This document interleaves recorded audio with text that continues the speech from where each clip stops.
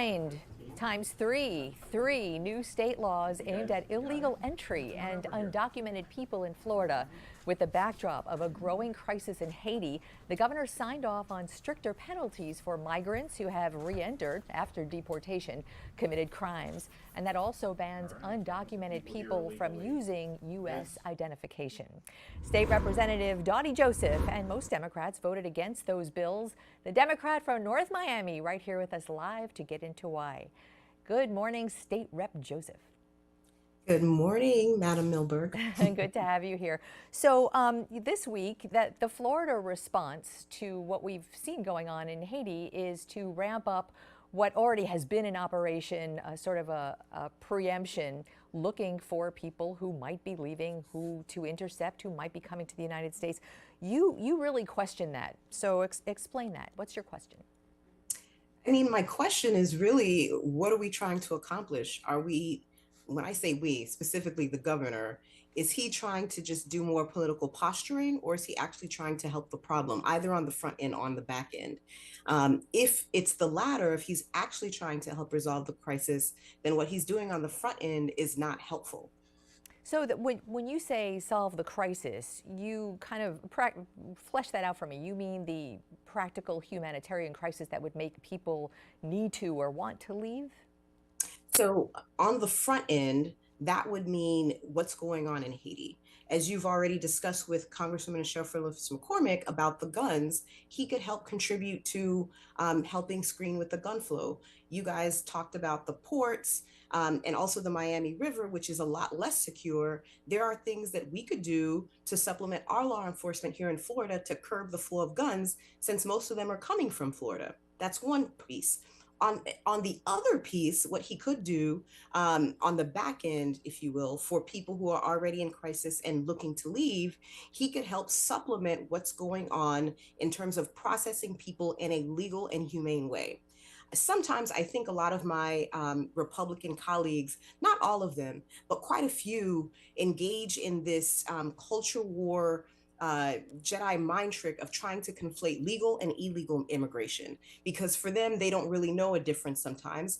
And I want to give people the benefit of the doubt and just assume that it's because of ignorance of immigration laws. But there is a potential that some of that there's some malicious intent politically in some of that conflation that's born from xenophobia. What do I mean by that? In order for somebody to legally enter the country, if they're asserting, for example, asylum, they have to present themselves at a port of entry. In doing that, they need to be in the country to do it. So if you intercept them in sea and do not allow them to present their potentially credible claim, then you're obfuscating actual justice under both US laws and our treaty obligations internationally. So So, yes. I'm sorry, I don't mean to interrupt, but I really want to address what you're just saying. So you are bringing up the absolutely essential dilemma on how to help people truly in need and secure the borders against bad actors. And in the press conference today and before, there were several instances brought up, including one of your colleagues whose son was killed by a DUI driver who had re-entered the country, your colleagues in the State House. The rep from Jacksonville, her son was killed by a person here who had been deported and snuck back in. So there are absolutely instances where there is a criminal element in that security concern. So that So allow me you to brought push up back that. on that narrative very, very forcefully, but respectfully. Go ahead. What do I mean by that? So this woman, my colleague, lost her son in a car accident. I have been in a car accident with many people, all of whom have been US nationals. So to try to extrapolate and say because of this one instance, all of a sudden there's a criminal element with immigrants is, I want to say, just wrong. Because if you look at the statistics, people who are more engaged to be involved in crimes or criminal activity are native born people from the United States. Will you find some people who happen to be migrants, whether they're documented or not, who are engaged in some kind of criminal activity? Absolutely. But that doesn't mean that all of a sudden all immigrants are criminal. No, In of fact, course, of course, statistics show just the opposite. of No, you course. say of course, but the thing is, the social psychological linking of migration with immigration, migration with criminality is something that I need to definitely try to clarify, because that's part of the political gamesmanship that my colleagues play that needs to stop. Point well taken, valid point. But that was not the only instance. There are plenty of other instances. The other instance just this week that they brought up was this boat that was stopped off Sebastian.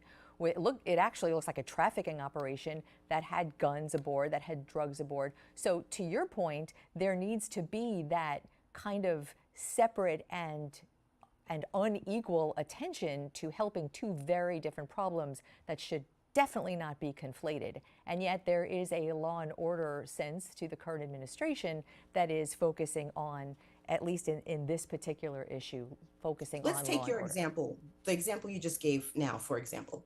So a better way to do this in a humane way that's in accordance with laws that we have would be to make sure that as you're intercepting these people, whether it's at sea or anywhere else, that you are adequately processing their claims. What does that mean? So let's say this boat of people, I don't know them, I haven't spoken to them, I don't even know who they are. But let's say that there was some smuggling going on.